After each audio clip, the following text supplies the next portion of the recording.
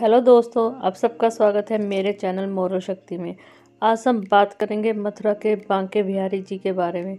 ऐसा क्या है कि बांके बिहारी जी के मंदिर में पुजारियों को बार बार पर्दा लगाना पड़ता है मूर्ति के आगे, और ताकि दर्शक जो वहाँ पे खड़े होते हैं, बहुत ज़्यादा भीड़ होती है बांके बिहारी को देखने के लिए लोगों की, लेकिन फिर भी पुजारियों को बार बार पर्दा क्यों लगाना पड़ता है। बात करते हैं श्री बांके बिहारी जी के बारे में। मान्यता के अनुसार बांके बिहारी बहुत ही चंचल हैं, बचपन से ही नटखट हैं और जहां उनका मन करता है, जो भी उनको अच्छा लगता है, प्रेम से बुलाता है, वो उनके साथ चल देते हैं। इसीलिए उस मूर्ति की इतनी मान्यता है मथुरा के मंदिर में कि माना जाता है कि जैसे ही दर्शक बहुत ध्यान से बांके बिहारी को देखते हैं तो उन पे मोहित हो जाते हैं, और साथ में बांके बिहारी भी खुश होकर भक्तों के साथ ही चल देते हैं। एक ऐसी सच्ची घटना के अनुसार, एक बार मान्यता के अनुसार श्री बांके बिहारी जी भक्तों के साथ ही चले गए थे, और वहाँ से उनको लाने में बहुत ज़्यादा मेहनत करनी पड़ी थी। मंदिर के पुजारियों को बहुत ज़्यादा तपस्या करनी पड़ी थी। इसीलिए तब से इस घटना के बाद जो भी है, पुजारी थोड़ी थोड़ी देर बाद, हर कुछ क्षणों के बाद पर्दा बार बार लगाते रहते हैं, ताकि बांके बिहारी को कोई भी दर्शक लगातार ना देखे, और उनको जो है बांके बिहारी नटखट और चंचल स्वभाव के होने के कारण किसी भी भक्त के साथ ना जाएं, भक्त के साथ दिल से जाएं, लेकिन मंदिर को छोड़। बांके बिहारी के चंचल स्वभाव के कारण बहुत ज़्यादा डर रहता है पुजारियों के, इसीलिए पुजारी बार बार पर्दा डालते रहते हैं उनकी मूर्ति के आगे। और एक ऐसी सच्ची घटना मैं आपके साथ साझा करूंगी इस वीडियो के माध्यम से, जिससे आपको भी विश्वास हो जाएगा कि बांके बिहारी जब भी अपने भक्तों की भक्ति से खुश हो जाते हैं तो बहुत ज़्यादा उनके साथ रहने में ही आनंद लेते हैं। उनको मंदिर में रहना इतना पसंद नहीं जितना अपने भक्तों के साथ उनके हर समय रहने के साथ होता है। बांके बिहारी के असली भक्त जो हैं उनमें दुनिया में बहुत ज़्यादा देखने को मिलते हैं, लेकिन उनमें से ही एक भक्त की कहानी आज मैं आपके साथ शेयर करूंगी। एक कहानी के अनुसार बांके बिहारी के मंदिर में एक छोटी सी कन्या रहती थी एक पुजारी के साथ। जैसे ही वो मंदिर में एक बार मेला देखने गई तो वहाँ पे उसने बांके बिहारी की एक मूर्ति ली।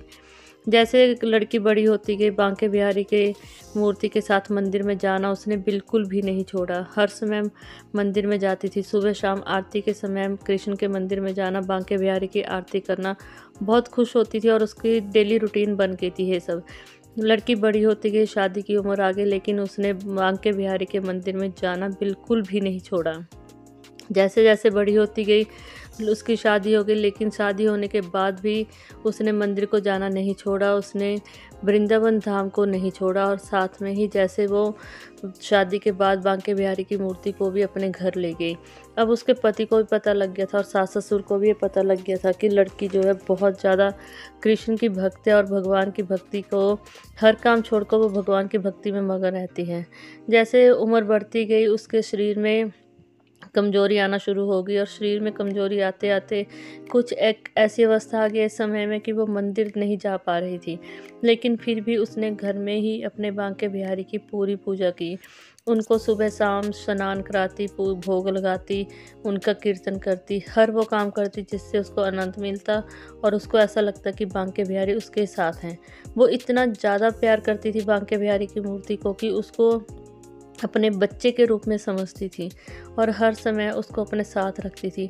जैसे एक माँ अपने बच्चे को पालती है, पोसती है, वो इसी तरह एक मूर्ति को भी अपने बच्चे की तरह ही पालती पोसती थी, और उसको लगता था कि उस मूर्ति के अंदर बांके बिहारी जीवित है। एक दिन बुढ़िया इतनी अवस्था में हो गई थी कि उससे उठा नहीं जा रहा था, बहुत ज़्यादा बीमार थी, लेकिन उसको लग रहा था कि वो तो उठ नहीं पा रही है, लेकिन आज उसके बांके बिहारी बिना स्नान किए कैसे रहेंगे।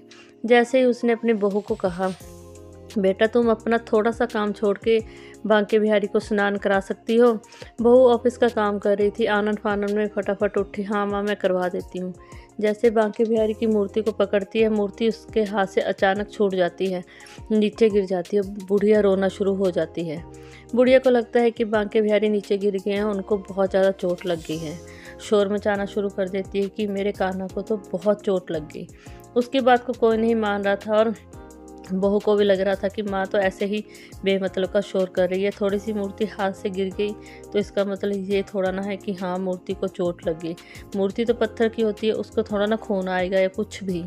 कोई भी नहीं मान रहा था। बेटा ऑफिस से आता है तो माँ रोती है, बेटा मेरे कन्हैया को बहुत चोट लगी है, किसी डॉक्टर को बुलाओ ना।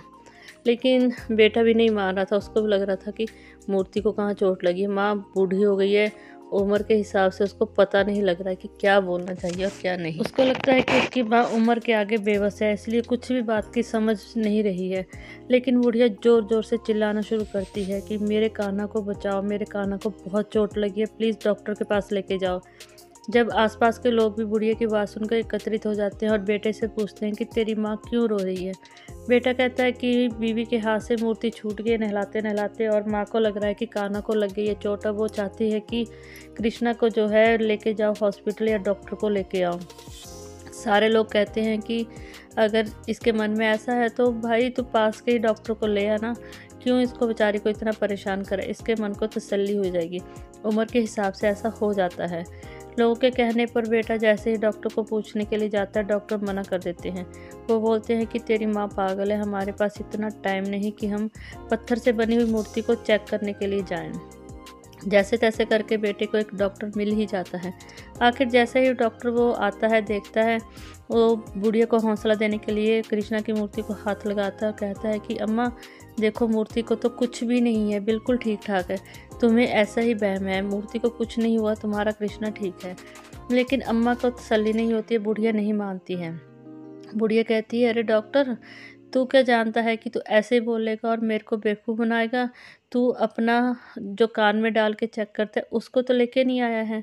तू उसको चेक लगा के देखना और बता कृष्णा, मेरा जो काना है वो उसकी धड़कन ठीक चल रही है कि नहीं।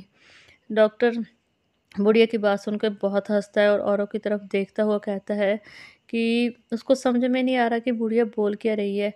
ऐसा लगाने से या उसकी बुढ़िया को हौसला कितना और कहाँ तक दिया जाए। फिर मन में सोचता है कि चलो जहाँ तक इतना किया थोड़ा सा और सही। बुढ़िया के बोलने से जैसे ही बुढ़िया ने बोला वैसे ही बिल्कुल करता है। जैसे ही वो सुनता है कि कृष्णा की मूर्ति से तो धड़कन आ रही की आवाज़ आ रही है और धड़कन भी चल रही है, धड़कन धीमी धीमी चल रही है। जैसे सुनता है बहुत ज़्यादा हैरान हो जाता है और साथ में ही कृष्णा की मूर्ति को पकड़ के और बुढ़िया के पास जाके कहता है, माँ तुम तो सच कह रही हो, ये तो सच है कि तेरे कान्हा तो सच में ही धड़क रहा है दिल इनका इस मूर्ति में। तूने सच में ही अपने बेटे के रूप में इस कृष्ण की मूर्ति को माना है और तेरे को सच्चा जो विश्वास था तेरा इस मूर्ति के ऊपर कि हाँ ये मूर्ति में चोट लगी है, गिरने के कारण धड़कन कम हो चुकी है या कुछ भी कृष्णा को नुकसान हुआ है, वो सच है। कृष्ण की मूर्ति सच में ही धड़क रही है। जैसे ही बात सुनता है, कृष्णा की धड़कन सुनता है, वहाँ पे अपना सामान अटैची सब कुछ छोड़ के भाग जाता है। जैसे ही भागने लगता है, वहाँ के लोग पूछते हैं कि अरे डॉक्टर तू जा कहाँ रहा है, ये बुढ़िया तो पागल है, तो इससे बातों में आके कहाँ भाग रहा है। तो डॉक्टर जाता जाता कहता है कि अरे भाई, बुढ़िया पागल नहीं है, पागल तो हम लोग हैं जो बेमतलब की दुनिया में पड़े हुए हैं। बुढ़िया बहुत ही समझदार है, जिसने वक्त रहते ही अपने सारे बुरे कर्मों को छोड़ के अब भगवान की जो भक्ति है उसकी पहचाना और उसके ही लाइन में चली गई। वो भी सब कुछ छोड़ के अब वृंदावन धाम जाना चाहता है, इसलिए वो आज से बुढ़िया को नमस्कार करना चाहता है कि बूढ़े के द्वारा ही उसको जो है वो अच्छे रास्ते की पहचान हुई। भगवान के चरणों में जाकर अब वो अपना आगे का जीवन व्यतीत करना चाहता है। इस कहानी से हमें यही शिक्षा मिलती है कि भगत के बस में होते हैं भगवान, और भगवान को जो है वो पाना मुश्किल भी नहीं है, आसान भी नहीं है। लेकिन अगर भगत के मन में जो एक बार वो जिद आ जाए ना कि वो भगवान को पाके रहेगा, तो भगवान खुद भागे भागे उनके पास आते हैं। और बांके बिहारी तो एक ऐसे चंचल हैं जो अपनी चंचलता के कारण बहुत ही मशहूर हैं, माने जाते हैं। जैसे ही उनको कोई प्यार से बुलाता है अपनी तरफ, थोड़ा सा भी आकर्षण देखते हैं, भागे चले आते हैं। कभी भी अपने भक्त को प्रतीक्षा नहीं करवाते किसी भी चीज़ के लिए। इसीलिए वृंदावन के और मथुरा के बांके बिहारी जी को पर्दे में छुपा कर रखा जाता है, ताकि वो अपनी चंचलता के कारण किसी भी भक्त की भक्ति से प्रभावित होकर उनके साथ ना चले जाएं। उस मूर्ति की मान्यता है कि जब भी कोई भक्त एक टक भगवान की मूर्ति की तरफ देखता है तो भगवान जी उनके साथ चले जाते हैं। आज के लिए इतना ही। आपको ये वीडियो कैसी लगी प्लीज़ कमेंट करके ज़रूर बताइएगा। और इस वीडियो में कुछ सुझाव देना चाहते हैं तो वो भी ज़रूर दीजिएगा। अगर मेरे चैनल पर नए हैं तो सब्सक्राइब कीजिए और वीडियो को जितना ज़्यादा हो सके लाइक और शेयर कीजिए।